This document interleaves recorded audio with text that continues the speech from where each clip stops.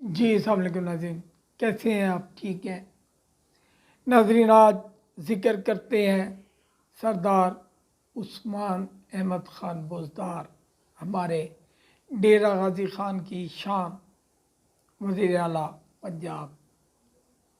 बहुत मज़े की, बहुत नाइस हस्ती,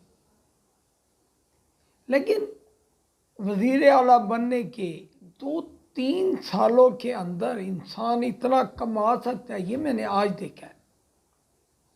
सरदार उस्मान ख़ान बुज़दार, मेरे पास अभी मैंने फेसबुक पे देखी है, ग्रुपों में देखी है कि ये लखपति तो थे, हम मानते हैं सरदार हैं।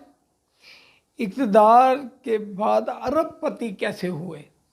मतलब पहले लखपति थे, इक़्तिदार में 2-3 साल रहे, उसके बाद अरबपति कैसे हुए? वज़ीर आला उस्मान बुज़दार के असासे अचानक 7 लाख रुपए से बढ़कर 2 अरब रुपए कैसे हो गए? मतलब जब वो सियासत में आए थे एमपीए के लिए, या जब आए तो उन्होंने जो अपने असासे ज़ाहिर किए थे वो 7 लाख रुपए के थे। वो 2 अरब कैसे हो गए 3 सालों में? अभी तो वो पिंकी साहब अभी बहुत कुछ ले गई, लेकिन अब वो है कह रहे हैं दस्तावेज़ के मुताबिक 2017 में उस्मान बुज़दार के असासों की मालियत 7,62,000 रुपये थी।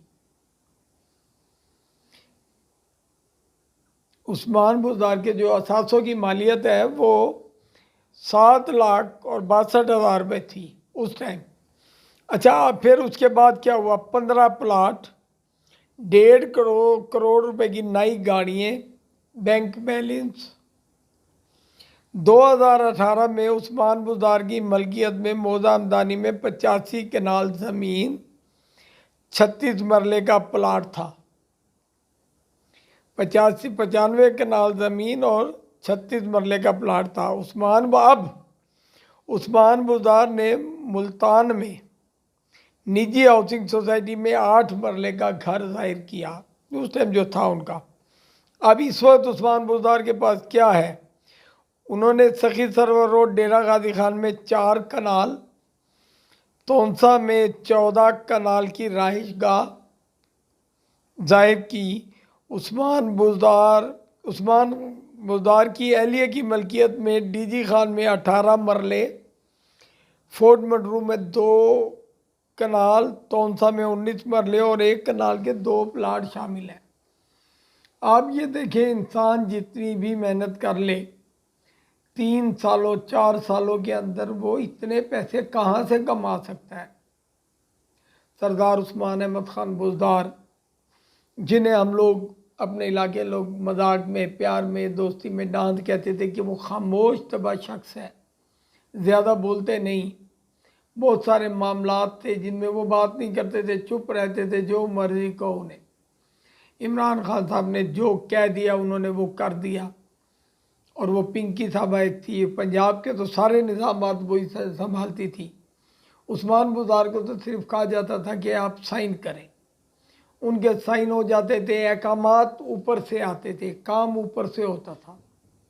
अब ये सारे कमाल जो हुए 3-3.5 सालों में, इतना रकबा, इतनी ज़मीन, इतने पैसे, मतलब आप देखिए 7,62,000 रुपये से ये शुरुआत हुई सियासत की, और जब ख़त्म हुई तो 2 अरब रुपए इनके अकाउंट में। ये कहाँ से है? कभी ये सोचिएगा ज़रूर कि हम लोग जिन्हें वोट देते हैं अपने मुस्तकबिल के लिए, अपनी औलाद के मुस्तकबिल के लिए, वो हमारे मुस्तकबिल के लिए क्या करते हैं। डेरा गाज़ी ख़ान को इन्होंने बहुत पैसा दिया, कमीशन भी तगड़ा लिया, लेकिन डेरा गाज़ी ख़ान शहर की जो हालत है वो अब आप लोगों के सामने है। सड़कें काम की नहीं है, पानी नहीं है, बिजली नहीं है, पीने का साफ पानी को लोग तरस रहे हैं। ये तमाम वही चीज़ें हैं कि जब हम वोट देते हैं उस टाइम हम ये नहीं सोचते कि ये लोग अपना पेट भरेंगे या हमारा और हमारे बच्चों का पेट भरेंगे, हमारे बच्चों का मुस्तकबिल भी होगा, हमारा शहर को भी साफ़ सुथरा रखेंगे। हम लोग उस वक्त ये सब कुछ नहीं सोचते और एक नाम को, एक तंजीम को वोट तो दे देते हैं, लेकिन कभी दोबारा उन्हें हम गिरबान से नहीं पकड़ सकते कि आपको जो हमने वोट दिया था इस काम के लिए दिया था, आपने किया या नहीं किया। लिहाजा तमाम दोस्तों से यही इल्तिमास है कि खुदारा आइंदा जो शख्स भी आए उससे उसका मतलब नहीं, अपने मतलब की बात करें।